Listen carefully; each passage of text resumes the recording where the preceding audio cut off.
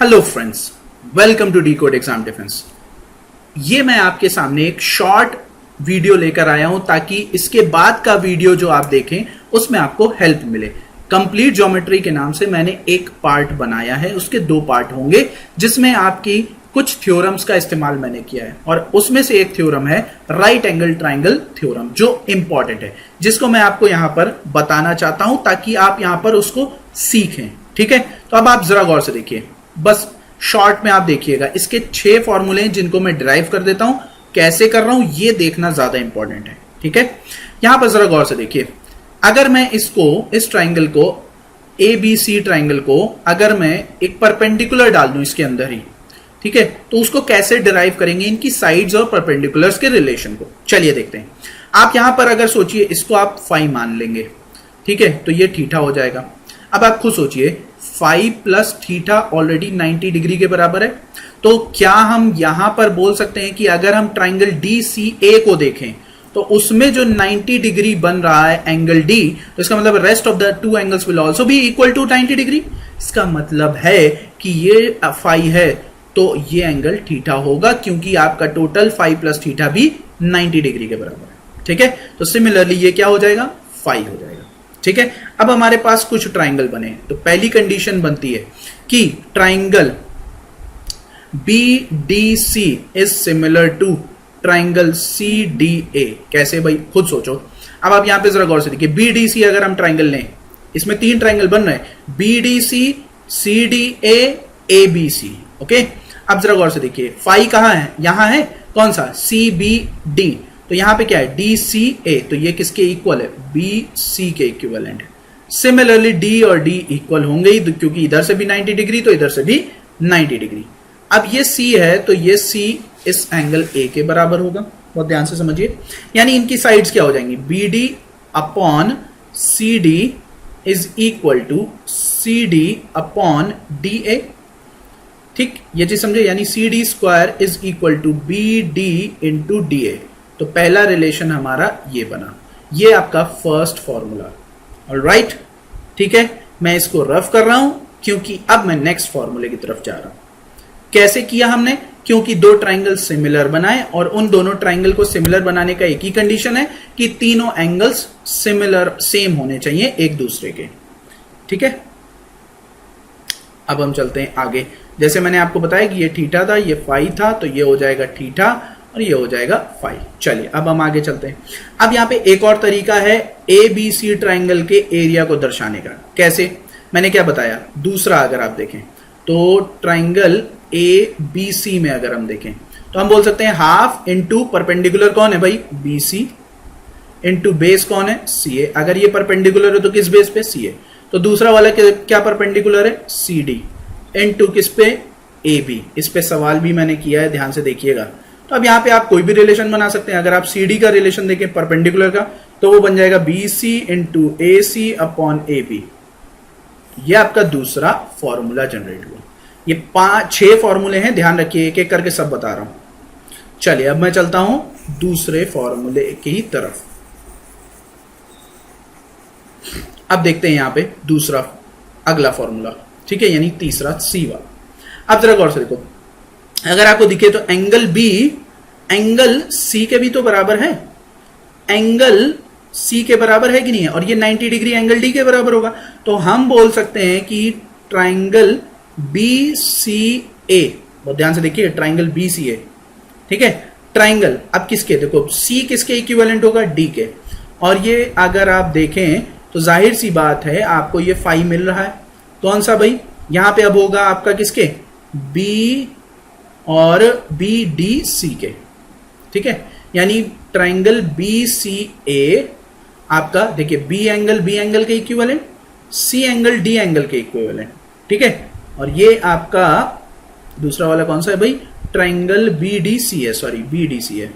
Okay, और angle A angle C के equivalent है। जरा गौर से देखिए, एंगल A एंगल C के इक्विवेलेंट है भाई, देखिए आपके सामने आ रहा है।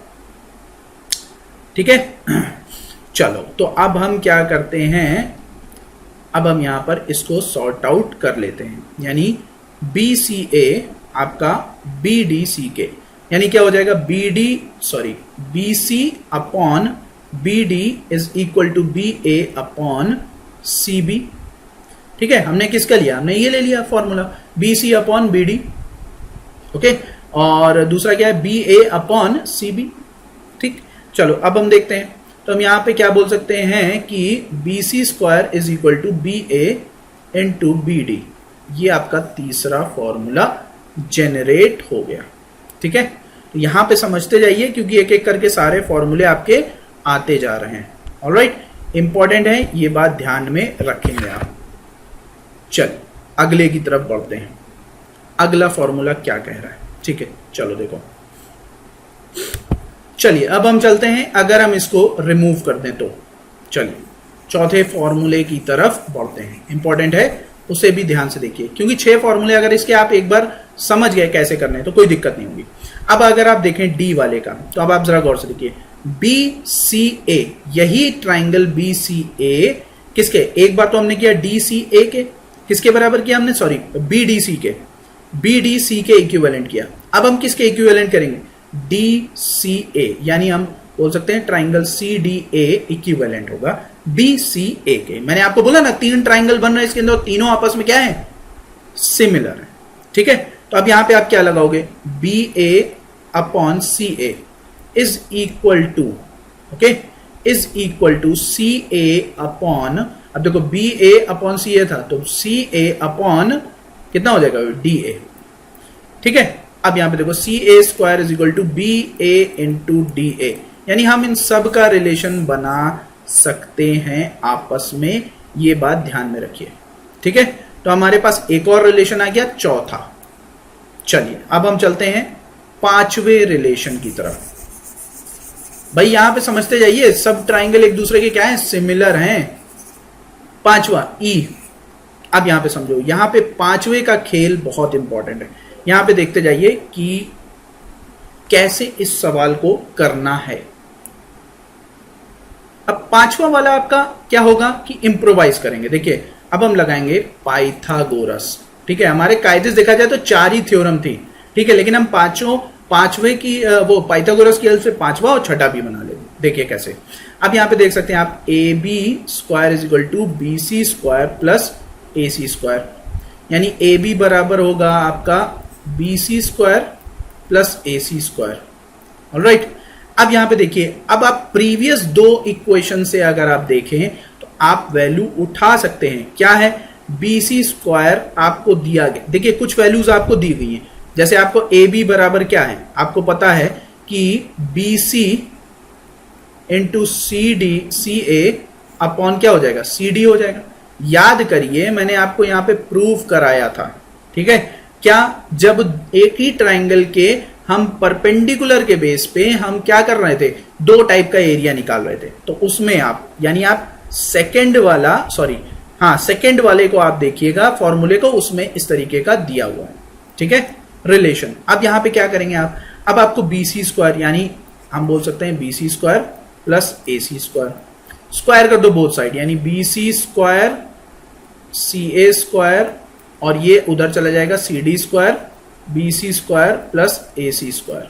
अब जरा गौर से देखो, बी सी स्क्वायर और सी ए स्क्वायर। ठीक है, यहां पे देखते जाइए, बी सी स्क्वायर और सी ए स्क्वायर, यानी आपने बोथ साइड स्क्वायर किया। अब यहां पे सी डी स्क्वायर क्या हो जाएगा आपका, सी डी स्क्वायर हो जाएगा आपका B C square A C square upon B C square plus A C square, यानी अगर आप यहां पर डिवाइड करें तो आपको मिलेगा 1 upon C D square 1 upon B C square plus 1 upon A C square.